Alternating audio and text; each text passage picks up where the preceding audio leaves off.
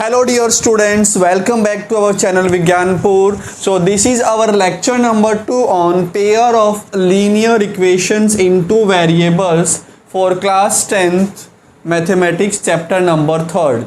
So dear students, in the previous video we have discussed the introductory part of this chapter. And last class में हमने we have also seen pair of linear equations in two variables कि ये क्या होता है, इसका क्या मतलब होता है. ओके, सो वहाँ मैंने डिस्कस किया था कि a1 x plus b1 y plus c1 equals to 0 and a2 x plus b2 y plus c2 equals to 0.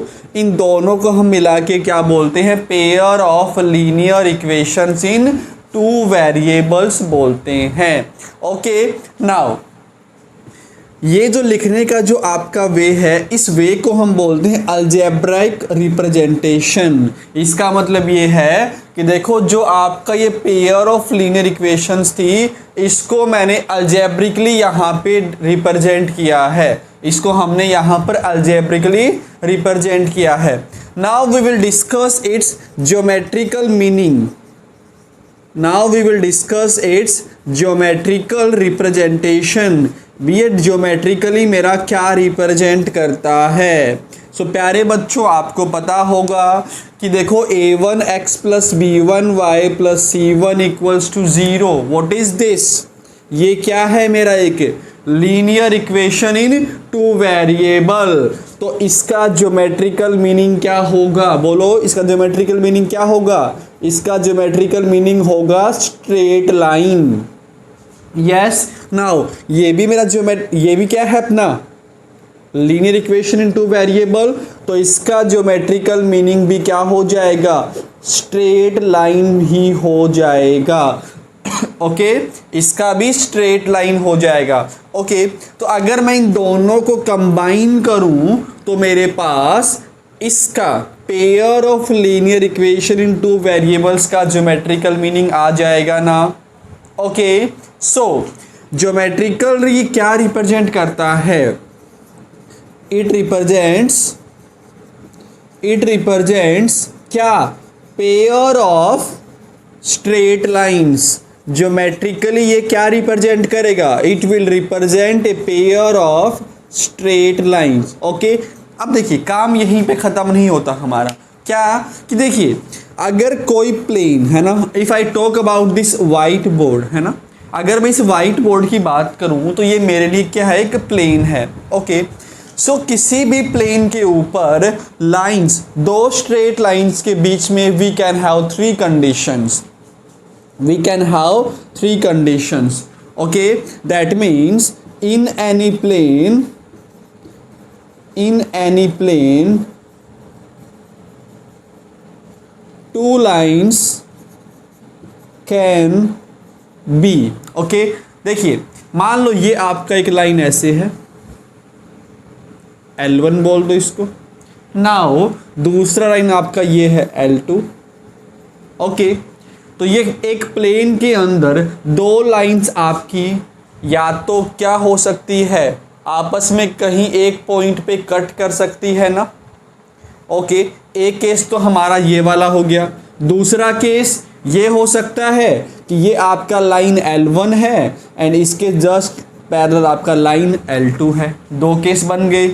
ऐसे ही मेरा एक तीसरा केस और क्या बन सकता है कि एक लाइन के ऊपर ही मेरा दूसरा लाइन हो जाए, एक लाइन के ऊपर ही हमारा दूसरा लाइन हो जाए. ओके, तो किसी भी प्लेन के अंदर we can have these three conditions between the two straight lines. So in any plane two lines can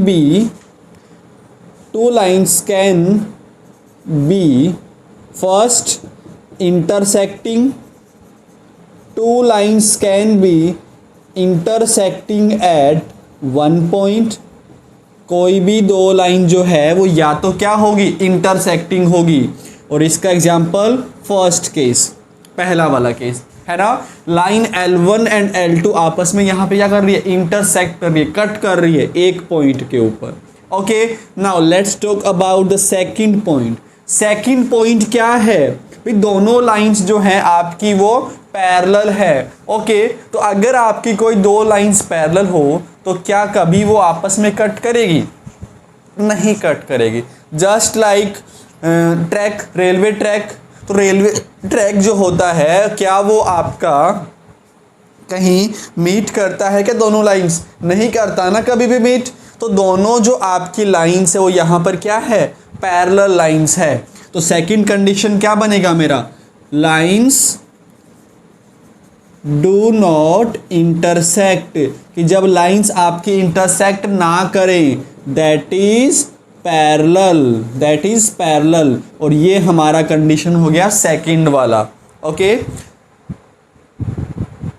clear? तो दो केस तो हमारे ये हो चुके हैं ना। थर्ड केस देखिए, थर्ड केस ये वाला केस। तो यहाँ पे क्या हो रहा है कि एक लाइन के ऊपर ही मेरा दूसरा लाइन आ रहा है, एक लाइन के ऊपर ही हमारा दूसरा लाइन आ रहा है। तो इस केस को हम बोलते हैं कि lines are coincident, lines are coincident. Okay, coincident lines, that means lines जो हैं वो एक दूसरे के ऊपर ही कंप्लीटली ओवरलैप कर रही है। समझ गए? ओके, तो यही हमारा हो जाएगा ज्योमेट्रिकल रिप्रेजेंटेशन कि भी pair of linear equation in two variables जो है वो ज्योमेट्रिकल मेरा क्या रिप्रेजेंट करेगा? Geometrically they will represent what? Pair of straight lines. Yes, but this is incomplete. Complete क्या होगा? It will represent pair of straight lines which can either be intersecting, parallel और coincident. समझ गए? तो geometrically क्या represent करता है? Pair of straight lines represent करता है। एंड ये जो आपका स्ट्रेट लाइन का जो पेयर है वो या तो आपका क्या होगा? इंटरसेक्टिंग होगा, या फिर वो आपका पैरेलल होगा, और या फिर आपका वो कोइंसिडेंट होगा। ओके, तो यहाँ पर जो आपकी लाइंस है उनको हम बोलेंगे intersecting lines, we will call them intersecting lines. यहाँ पर हम बोलेंगे उनको पैरेलल लाइंस। एंड ये वाला जो केस है वो हमारा हो जाएगा कोइंसिडेंट लाइंस का, कोइंसिडेंट लाइंस का। क्लियर है? ओके, तो यहाँ तक pause the video and note it down.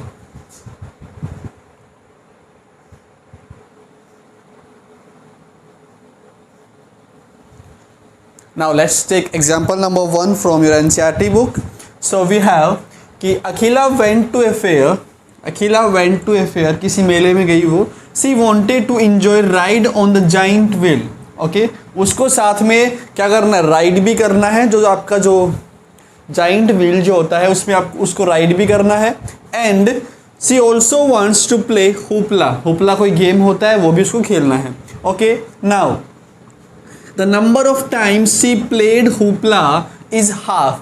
Number of times she played hoopla is half the number of rides she had on the giant wheel. Okay, that means कि देखो जो वो लड़की जो है वो हुपला कितनी बार? आधे टाइम्स प्ले करेगी as compare to she had ride, number of ride she had on the giant wheel. Okay, now if each ride cost ₹3, एक राइड का जो कोस्ट है वो ₹3 है। एंड एक गेम खेलने का जो कोस्ट है वो ₹4 है। ओके, एक राइड का कोस्ट ₹3 है, एक गेम खेलने का जो कोस्ट है वो ₹4 है। नाउ टोटल सी हैज़ ₹20, तो यहाँ पे उसके पास टोटल जो है वो ₹20 ही है। ओके, टोटल रुपीज़ वो कितना स्पेंड कर सकती है? She can only spend ₹20। Now we have to represent this situation graphically and algebraically. हमें इस सिचुएशन को graphically as well as algebraically represent करना है। Okay, so let's see. So dear students, सबसे पहले हम इसको अलजेब्रिकली लिखेंगे। तो अलजेब्रिकली इसको लिखने का मतलब क्या है? That means we have to make equations. हमें यहाँ पर लीनियर इक्वेशंस बनानी है। ओके हमें यहाँ पर लीनियर इक्वेशंस बनानी है। तो लेट्स सी। ओके तो यहाँ पर देखो जो वेरिएबल्स है, वेरिएबल्स हमारे यहाँ पे कितने यूज होंगे, 2 वेरिएबल्स यूज होंगे। वाई? बिकॉज यहाँ पर देखिए क्या है कि एक तो उसके पास सब्जेक्ट क्या है, इंजॉय, टू इंजॉय राइड, मतलब राइड है ना, ride on the giant wheel, and second क्या है, टू प्ले हुपला। ओके तो यहाँ पे 2 वेरिएबल्स है, तो हम लोग we will use 2 variables. Okay so let's see. So मैं क्या मानूंगा कि let number of times she play hoopla is x. मैंने मान लिया कि वो x बार जो है हुपला प्ले करती है। Okay now number of times she rides on giant wheel, उसको मैंने मान लिया अभी बच्चों y मान लिया। Okay now according to our question, question क्या बोल रहा है देखो ध्यान से। सी प्लेड हुपला, हुपला कितनी बार, x बार खेल रही है वो, तो x इज इक्वल टू किसका है वो, half of number of time she rides on the giant wheel, that means x is equal to half of y। और ये मेरा इक्वेशन नंबर 1 आ गया।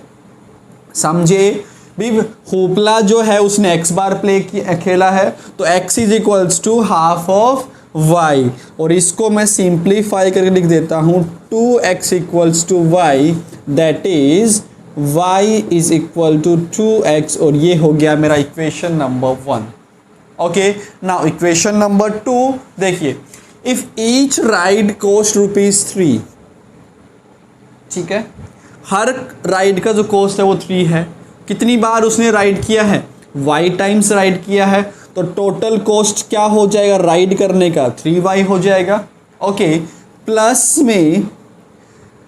प्लस में गेम ऑफ हुपला का कॉस्ट क्या है, 4, कितनी बार किया है उसने, x बार किया है, तो प्लस का 4x। Okay and this will be equal to how much, 20, और ये मेरा इक्वेशन नंबर 2 आ गया। समझे भी, 3 जो है वो एक बार राइड करने का कॉस्ट है, टोटल उसने कितनी बार राइड किया, x टाइम राइड किया, तो 3y क्या आ जाएगा, टोटल कॉस्ट जो उसको राइड करने के लिए देना पड़ेगा, और 4x क्या है हमारा, टोटल कॉस्ट किसके लिए, हुपला गेम खेलने के लिए, और इन दोनों का जो सम है दैट विल बी योर 20। तो प्यारे बच्चों यही है हमारा अल्जेब्रिकल रिप्रेजेंटेशन। समझ गए भी, जो भी आपको क्वेश्चन में सिचुएशन दे रखी है उसके हिसाब से मुझे इक्वेशंस बनानी है, और वही हमारा हो जाता है अल्जेब्रिक रिप्रेजेंटेशन। समझ गए? ओके तो हमारा अल्जेब्रिक रिप्रेजेंटेशन क्या आ गया, y equals to 2x and 3y plus 4x equals to 20। समझ गए? ये हमारा आ गया अल्जेब्रिक रिप्रेजेंटेशन। नाउ नेक्स्ट, अब हम डिस्कस करेंगे इसका ज्योमेट्रिकल या फिर ग्राफिकल रिप्रेजेंटेशन। कौन सा? ये था हमारा अल्जेब्रिक रिप्रेजेंटेशन। अब हम बात करेंगे इसे ग्राफिकल रिप्रेजेंटेशन का। ओके तो ग्राफिकल रिप्रेजेंटेशन के लिए मुझे क्या करना पड़ेगा, मुझे प्यारे बच्चों इन दोनों इक्वेशंस का ग्राफ बनाना पड़ेगा, है ना। और इक्वेशंस आपकी किस टाइप की बने, किस टाइप का है, लीनियर इक्वेशंस है, तो इनका ग्राफ क्या होगा, straight line.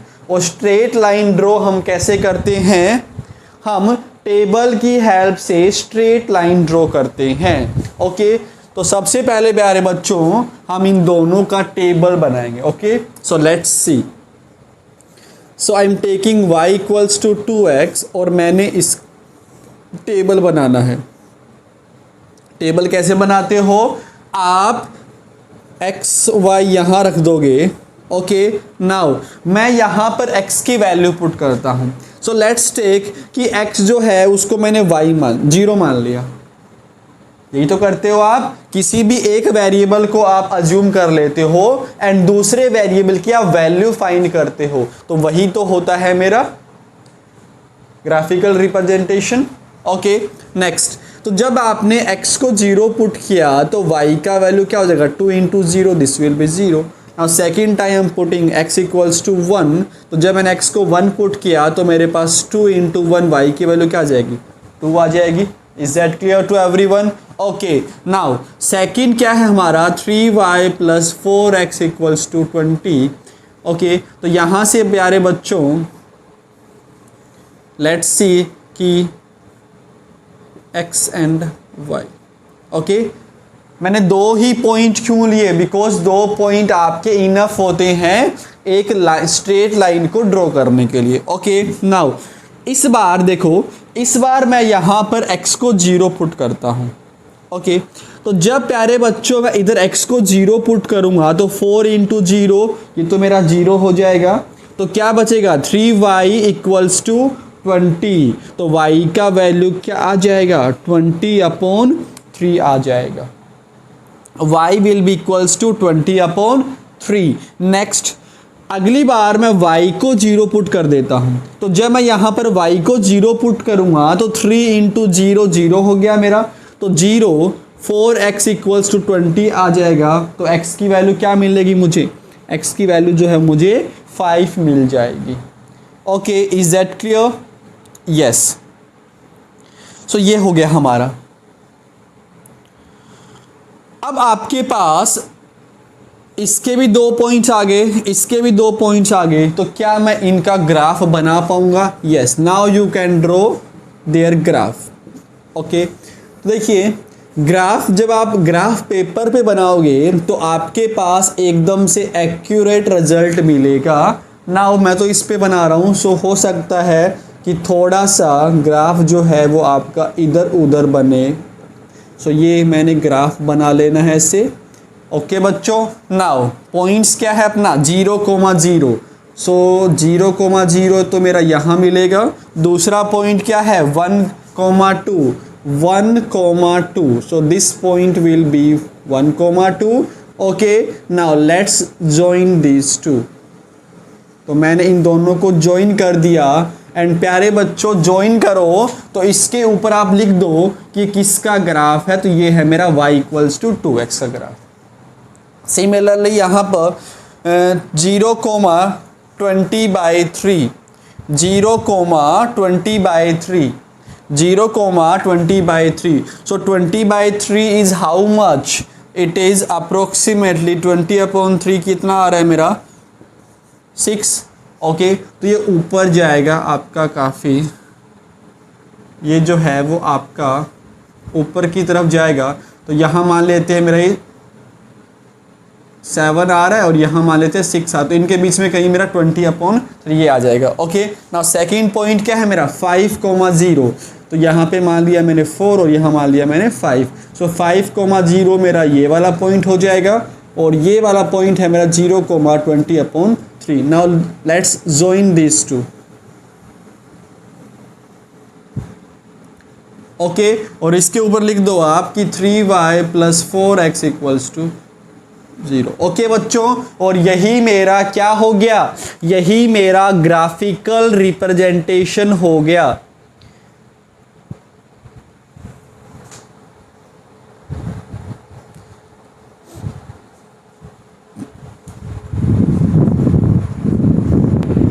Okay, so this is your graphical representation. Now what can you say about its graphical representation? Okay, तो जब आप इसको ग्राफ को देख रहे हो तो आपको कैसा दिख रहा है कि जो आपकी जो दोनों जो लाइंस है वो किस टाइप की लाइंस है, इंटरसेक्टिंग लाइंस है। यस, दोनों लाइंस आपकी कट कर रही है। ओके सो मैं क्या लिख दूंगा कि graphically it represents, graphically it represents क्या, intersecting lines. Graphically it represents intersecting lines. Is that clear? तो ऐसे हम किसी भी सिचुएशन को ग्राफिकली एंड अलजेब्रिकली उसको शो करते हैं। समझ गए? ओके नेक्स्ट क्वेश्चन देखते हैं। Now the next word problem. देखिए जब भी आप वर्ड प्रॉब्लम सोल्व करें तो आपको ध्यान क्या रखना है कि देखो मैं एक्स और वाई किसको मानूं, है ना, मैं एक्स और वाई किसको मानूं, ये आपको बड़े ध्यान से क्वेश्चन समझ के, क्वेश्चन पढ़ के आपको समझना पड़ेगा। तो देखो Romila went to stationery shop and purchase 2 pencils and 3 erasers for ₹9। 2 pencil purchase किया उसने एंड 3 इरेजर्स परचेज किया 9 रुपीज़ में, ₹9। एंड उसकी जो फ्रेंड जो सोनाली है, she purchased 4 pencils and 6 erasers of the same kind of ₹18। देखो सेम काइंड, वाई ये सेम काइंड क्यों बोला गया?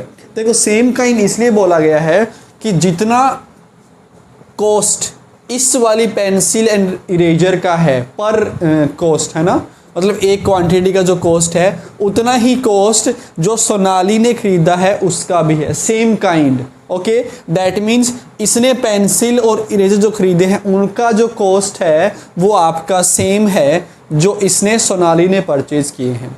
समझ गए? इसलिए बोला गया यहाँ पर same kind.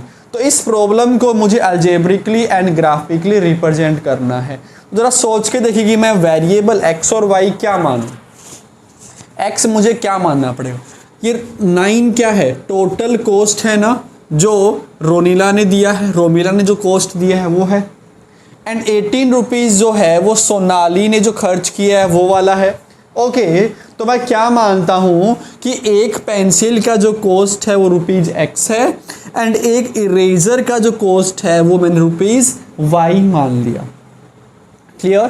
Cost of 1 pencil is ₹X, cost of 1 eraser is ₹Y। Okay, now Ronali has purchased 2 pencils. तो अगर एक पेंसिल का कॉस्ट X है तो 2 पेंसिल का कॉस्ट क्या हो जाएगा? 2X हो जाएगा। सिमिलरली एक इरेजर का कॉस्ट Y है तो 3 इरेजर का क्या हो जाएगा? 3Y हो जाएगा। ओके, और जब मैं इन दोनों कॉस्ट को ऐड कर दूंगा तो मेरे पास ₹9 तो आएगा। समझे? तो 2X + 3Y जो है वो हमारा आ जाएगा equals to 9। Similarly 4X + 6Y this will be equal to 18। समझ गए? तो ये हो गया इसका ग्राफिकल रिप्रेजेंटेशन। क्लियर है बच्चों? सॉरी, ये हो गया इसका अलजेब्रिक रिप्रेजेंटेशन। अब हम इसको ग्राफिकली रिप्रेजेंट करेंगे तो उसके लिए हम क्या करते हैं? ग्राफ बनाते हैं। एंड ग्राफ बनाने के लिए वी मेक टेबल्स। तो पहले मैंने 2X + 3Y = 9 का टेबल बनाया। तो XY, एक बार मैं x को 0 पुट करूँगा तो y का वैल्यू मेरे पास 3 आ जाएगा। दूसरी बार मैं y को जब 0 पुट करूँगा तो ये पूरा मेरा 0 हो गया। तो x का वैल्यू क्या मिलेगा? 9/2 and that is 4.5। Is that clear? Now next, जब आप यहाँ पे x को 0 पुट करोगे तो ये आपका 0 बना पूरा। 6y = 18 तो वहाँ से y का वैल्यू 3 आ जाएगा। सेकेंड टाइम मैं y को 0 पुट कर रहा हूँ तो देखो ये मेरा पूरा 0 हो जाएगा। तो क्या बचा? 4x = 18 and x will be equal to 18/4, 18/4 and that is equal to 4.5। तो मैंने टेबल बना दी। Is that clear? Okay, next देखिए। सो पहला पॉइंट क्या है मेरा? 0,3। सो यहाँ पर हो जाएगा हमारा 0,3। Second point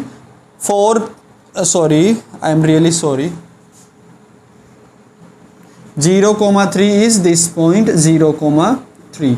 Now second point is 4.5,0. तो ये वाला जो है वो यहाँ इन दोनों के बीच हो जाएगा 4.5,0. क्लियर है? अब इन दोनों को मैं ज्वाइन कर दूंगा, अब इन दोनों को मैं मिला दूंगा। तो जब आप स्केल की हेल्प से बनाओगे एकदम अच्छे से बन जाएगा ये, है ना। अब इसके ऊपर मुझे क्या लिखना है? 2x + 3y = 9 लिखना है। ओके, एक का काम हो गया ना। दूसरा पॉइंट, दूसरी इक्वेशन के लिए पॉइंट 0,3, यही सेम पॉइंट 4.5,0, 4.5,0 है ना। तो देखो जब आप दूसरा बनाओगे तब भी आपका सेम यही लाइन बनेगा ना। दूसरा जब आप बनाओगे तब भी आपका सेम यही लाइन मिलेगा। तो जब आपकी दोनों लाइंस एक दूसरे के ऊपर ओवरलैप कर रही हो तो क्या होता है, उसको क्या बोलते हैं हम लोग, कोइंसिडेंट लाइंस बोलते हैं। क्या बोलते हैं, कोइंसिडेंट लाइंस बोलते हैं। सो डियर स्टूडेंट्स, ग्राफिकली ये क्या रिप्रेजेंट कर रहा है हमारा, graphically it represents what, coincident lines, coincident lines। तो समझ आ गया, इस टाइप से हम किसी भी सिचुएशन को ग्राफिकली एंड अलजेब्रिकली उसको रिप्रेजेंट करते हैं। Okay, now let's take one more example. Now example number 3 of your NCERT book is two rails are represented by the equations x plus 2y minus 4 equals to 0 and 2x plus 4y minus 12 equals to 0। represent this situation graphically। okay, यहाँ पे already आपको equations बना के दे रखी है, तो यहाँ पर वो आपसे अलजेब्रिक इसका रिप्रेजेंटेशन नहीं पूछ रहा, डायरेक्टली हमें ग्राफिकल रिप्रेजेंटेशन बताना है। ओके, सो अब तो सबको क्लियर हो ही गया, क्या करेंगे अपन लोग, what we are going to do, we are going to make tables for both the equations। so first one we have x plus 2y minus 4 equals to 0। तो इसका मैंने टेबल बना दिया है ना। आई होप सारे बच्चे टेबल बना सकते हैं, yes और no, कर लोगे ना। ओके, नाउ जब मैंने यहाँ पर x को 0 पुट किया तो देखो, जब मैं x को 0 पुट करूंगा तो देखो मेरे पास क्या बनेगा, 0 plus 2y minus 4 equals to 0 बनेगा। तो यहाँ से 2y equals to 4 and y की वैल्यू आ जाएगी अपने पास 2 आ जाएगी। ऐसे ही जब आप y को 0 पुट करेंगे, जब आप y को 0 पुट करेंगे तो ये आपका टर्म पूरा 0 हो जाएगा, -4 वहाँ जाके प्लस का 4, तो x की वैल्यू जो वो 4 आ गई। ओके, नाउ आप भी यही अप्रोच रखना कि एक बार आप x को 0 पुट करो एंड दूसरी बार आप y को 0 पुट करो, ठीक है ना। आप x को 1, x को 2 आप कुछ भी पुट कर सकते हो, but it is always easy to put x equals to 0 and y equals to 0। समझ गए। ओके, सिमिलरली मैंने इसका भी टेबल बना दिया। नाउ क्या मैं इन पॉइंट्स को प्लॉट कर सकता हूँ ग्राफ में, यस आई कैन डू। तो फर्स्ट पॉइंट क्या है अपना 0,2, 0,2 मेरा ये हो जाएगा 0,2। नाउ सेकंड पॉइंट इज 4,0, तो 4,0 इज ये। Okay, now simply join these two points. तो प्यारे बच्चों, अगर मैं इन दोनों पॉइंट्स को जॉइन करूँ तो मेरे पास इस टाइप का लाइन बन जाएगा ना, ठीक है। बहुत गंदा लाइन बना है, बट जब आप इसको स्केल की हेल्प से बनाओगे तो ये आपका जो लाइन है वो काफ़ी सुंदर लाइन बनेगा। ओके, ये जो है वो इस टाइप से बना, और इसके ऊपर मैं क्या लिख दूंगा, x plus 2y minus 4 equals to 0। Okay, next 2x plus 4y, इसको देखते हैं। तो 0,3, 0,3 ये वाला जो हो जाएगा मेरा 0,3 एंड सेकेंड वी हैव 6,0, तो ये है अपना 6,0। Okay, 0,3 and 6,0। Now let's join these two. तो अगर मैं इन दोनों को जॉइन करूँगा, सो प्यारे बच्चों we will have something like this.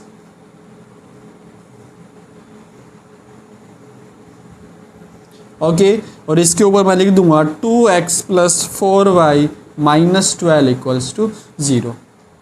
Okay, next अब देखो, जब आप इसको ग्राफ में बनाओगे ना, या फिर स्केल की हेल्प से जब आप इसको लाइन में ड्रॉ करोगे, तो देखो आपको क्या दिखेगा कि दोनों जो आपकी लाइंस है ना वो कभी भी कट नहीं करेगी, दोनों लाइंस कभी कट नहीं करेगी। दैट मीन्स दोनों लाइंस हमारी क्या हो जाएगी, पैरेलल लाइंस हो जाएगी। ओके डियर स्टूडेंट्स, सो ग्राफिकली ये क्या रिप्रेजेंट करेगा, graphically it will represent, graphically it will represent what,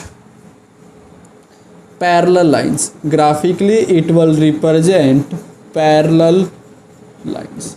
समझ गए? तो ये आपके 3 एग्जाम्पल्स थे. These were the 3 examples from your NCERT book. Okay, now let's start with the exercise 3.1. Okay, now very important question from your NCERT exercise 3.1. Now question number first, देखिए, Aftab tells his daughter 7 years ago I was 7 times as old as you were then. Okay, Aftab जो है वो अपनी बेटी से बोलता है कि देखो बच्चे, आज से 7 साल पहले मैं तुमसे 7 साल बड़ा 7 टाइम्स 7 गुना बड़ा था आपकी एज से. और आपकी एज किसकी है? 7 ईयर्स पहले की. नहीं समझे? फिर से देखो, आफ्ताब जो है वो अपनी डॉटर से बोलता है कि बच्चे कि 7 साल पहले, आज से 7 साल पहले मेरी जो एज थी वो 7 टाइम्स थी. किसकी? तुम्हारी एज के 7 टाइम्स थी, है ना? तुम्हारी एज के. तुम्हारी कौन सी एज? जो तुम्हारी 7 साल पहले जो एज थी. समझे? I was 7 times as old as you were then. मतलब 7 साल पहले जो आपकी एज थी ना, उसके 7 टाइम्स थी मेरी एज 7 साल पहले. समझे? Next, also 3 years from now. मतलब आज के, फ्रॉम नाउ का मतलब होता है आज के 3 साल बाद, है ना? Also 3 years from now. आज से 3 साल बाद जो मेरी एज होगी वो कितनी हो जाएगी? 3 टाइम्स हो जाएगी. किसके 3 टाइम्स? तुम्हारी एज के. जब तुम्हारी एज, कब की एज? आज से 3 साल बाद की एज. ओके, अब फिर से पढ़ते हैं. आफ्ताब टेल्स हिज डॉटर कि 7 साल पहले मेरी जो एज थी वो 7 टाइम्स थी. किसके 7 टाइम्स थी? तुम्हारी एज के. और तुम्हारी कौन सी एज? जो 7 साल पहले तुम्हारी जो एज थी उसके 7 टाइम्स थी मेरी एज 7 साल पहले. Okay, and also 3 years from now. आज से 3 साल बाद जो मेरी एज होगी वो कितने टाइम हो जाएगी? वो मेरा 3 टाइम्स हो जाएगा. वो 3 टाइम्स हो जाए. किसका 3 टाइम्स? तुम्हारी एज का, जो तुम्हारी 3 साल बाद जो एज होगी. और इस सिचुएशन को मुझे अलजेब्रिकली एंड ग्राफिकली सोल्व करना है. ओके, तो देखिए, मैं क्या मान लेता हूं कि आफ्ताब का जो प्रेजेंट एज है, let present age of Aftab जो है मैंने मान लिया वो x ईयर्स है. x ईयर्स मान लिया मैंने. ओके, तो 7 साल पहले उसकी क्या एज होगी? x - 7 ईयर्स हो जाएगी. लेट्स से कि बच्चा पार्टी आपका आज जो एज है वो आप 13 ईयर्स के हो. ओके, तो अगर मैं आपसे बोलता हूं कि 7 साल पहले आपकी क्या एज होगी, तो आप क्या बोल दोगे? 13 - 7 दैट इज 6. एंड आपका 3 साल बाद क्या एज होगा? 16 ईयर्स हो जाएगा ना. तो वही काम तो मैं यहाँ कर रहा हूँ कि मैंने मान लिया आफ्ताब का प्रेजेंट एज x ईयर्स है, तो उसका 7 साल पहले क्या हो जाएगा? Age of Aftab 7 years ago x - 7 years हो जाएगा. एंड 3 साल बाद क्या हो जाएगा? उसका x + 3 ईयर्स हो जाएगा. सिमिलरली आफ्ताब की डॉटर का एज मैंने मान लिया, प्रेजेंट एज मैंने मान लिया उसका y ईयर्स, तो उसका 7 साल पहले क्या हो जाएगा? y - 7 years. And after 3 years her age will be y + 2. यहाँ तक सबको समझ आ गया? अब अकॉर्डिंग टू क्वेश्चन के अकॉर्डिंग हमें क्या सिचुएशन दे रखी है कि देखो भी 7 साल पहले जो आपकी एज थी वो आई वॉज 7 टाइम्स. मतलब कि age of Aftab 7 years ago is 7 times the age of his daughter 7 years ago. यही तो मुझे गिवन है. यही तो प्यारे बच्चों मुझे गिवन है ना कि 7 साल पहले आफ्ताब की जो एज है वो 7 टाइम्स है. किसकी 7 टाइम्स है? Age of his daughter 7 years ago. That means age of Aftab 7 साल पहले क्या होगी, x माइनस 7 होगी. एंड ये जो है वो 7 टाइम्स है किसका, age of his daughter 7 years ago. तो ये सिचुएशन आ जाएगी. Okay, now second situation, 3 years from now I shall be 3 times. That means अगली सिचुएशन क्या दे रखी है मुझे कि देखो age of Aftab after 3 years is 3 times the age of his daughter after 3 years. तो यहाँ से x प्लस 3 जो है वो 3 टाइम्स हो जाएगा मेरा y प्लस 3 का. ये बात सबको समझ आया.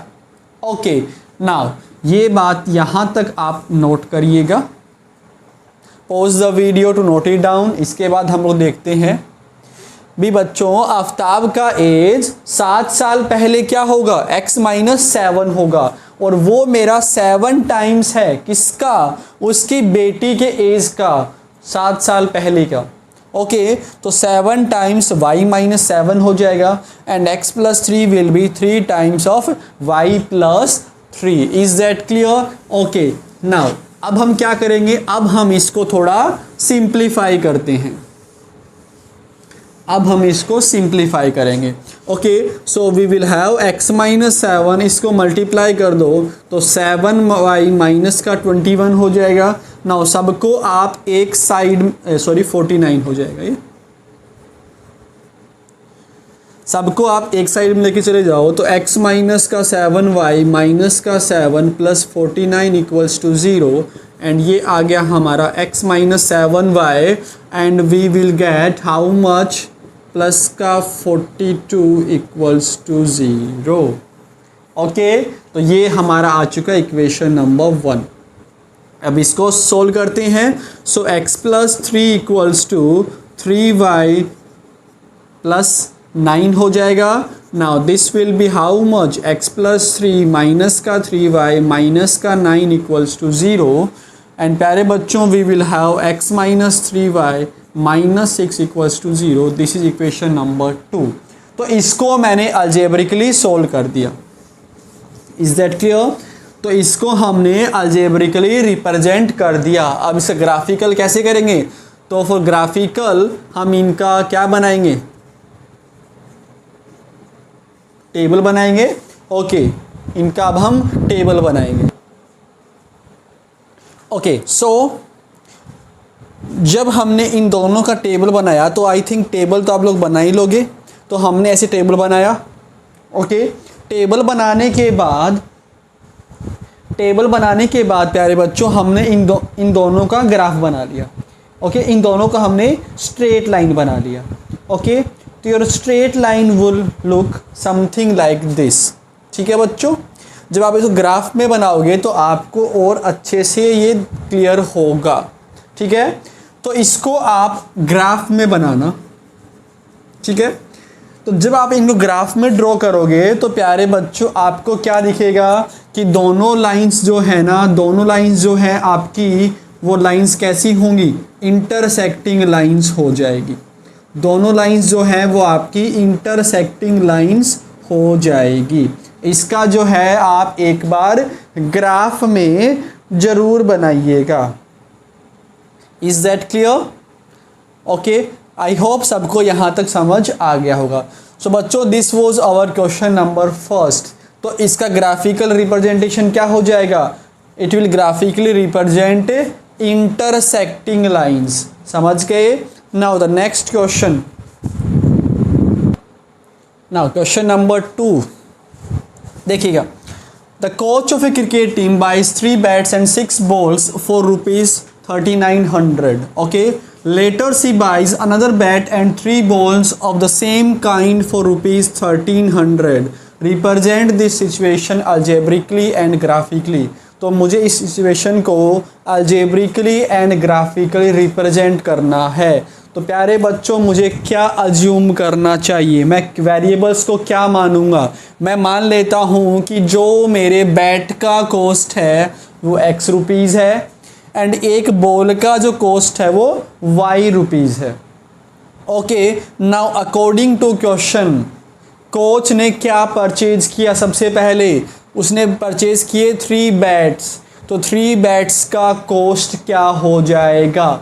3x हो जाएगा ना, बिकॉज एक बैट का कॉस्ट x है, तो 3 का क्या हो जाएगा? 3x हो जाएगा। सिमिलरली 6 बॉल्स की कॉस्ट क्या हो जाएगी? 6y।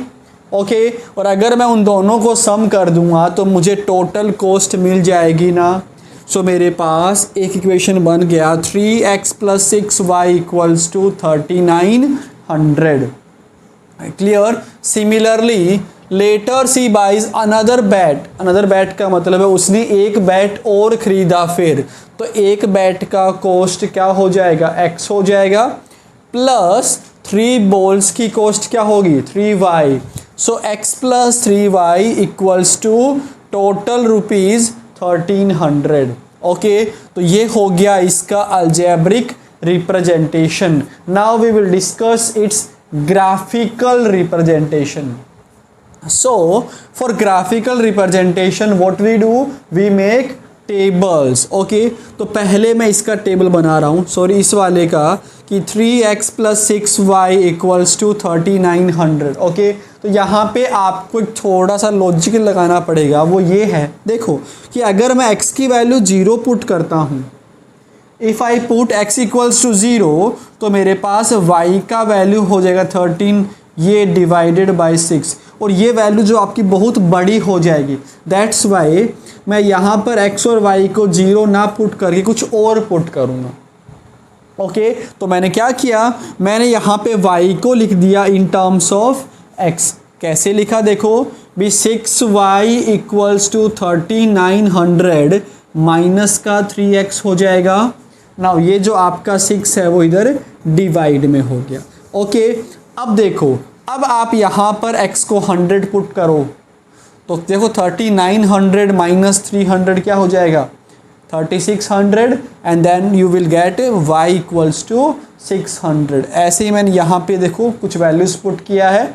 सिमिलरली प्यारे बच्चों, अगर मैं यहाँ पर x को 0 पुट करता हूँ तो मेरे पास y का वैल्यू हो जाएगा 1300/3, वो बहुत बड़ी वैल्यू हो जाएगी।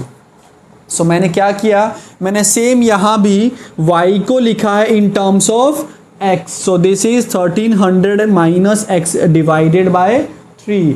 अब देख क्लियरली आपको x क्या पुट करना चाहिए? x को 100 पुट करो, तो 1300 माइनस 100 क्या हो जाएगा? 1200/3, 400। ओके, दूसरी वैल्यू आप कुछ और सोचिएगा। तो मैंने यहाँ पे x का वैल्यू दूसरा जो रखा है वो 400 रखा है, तो मेरे पास y का वैल्यू आ जाएगा 300। ओके, नाउ अब मैंने क्या करना है? अब मैंने इस पॉइंट को 100, 600 को मैंने यहाँ प्लॉट कर दिया। दूसरा पॉइंट है मेरा 3, 500, ये मेरा यहाँ हो गया। अब इन दोनों से पास करते हुए हमने एक लाइन ड्रॉ कर दिया। सिमिलरली ये हमने लाइन ड्रॉ कर दिया। Okay, now clearly you can see these 2 lines are intersecting. ये आगे जाके कहीं ना कहीं दोनों लाइन्स आपकी मीट करेगी। ओके, तो ग्राफिकली ये क्या रिप्रेजेंट करेगा हमारा? It will represent intersecting lines. It will represent intersecting lines. Okay, now pause the video to note it down. Now the last question, number 3rd of this exercise.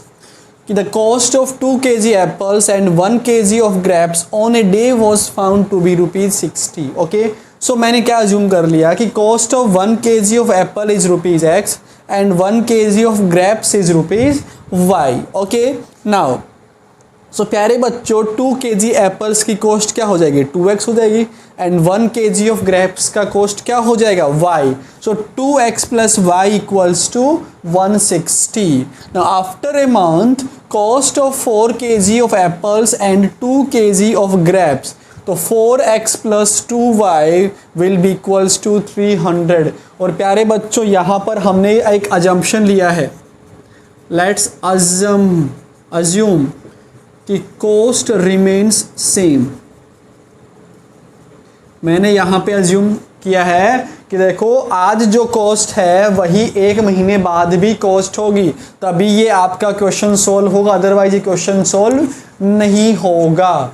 बात आया समझ में? तभी आपका ये क्वेश्चन सोल्व होगा। Okay, so 2x plus y equals to 160 and दूसरा हमारा आ जाएगा 4x plus 2y equals to 300। तो फिर मैंने टेबल बनाया इसका, फिर हमने टेबल बनाया इसका। टेबल बनाने के बाद हम उसको ग्राफ में हम उसको इस टाइप से ड्रॉ कर लेंगे।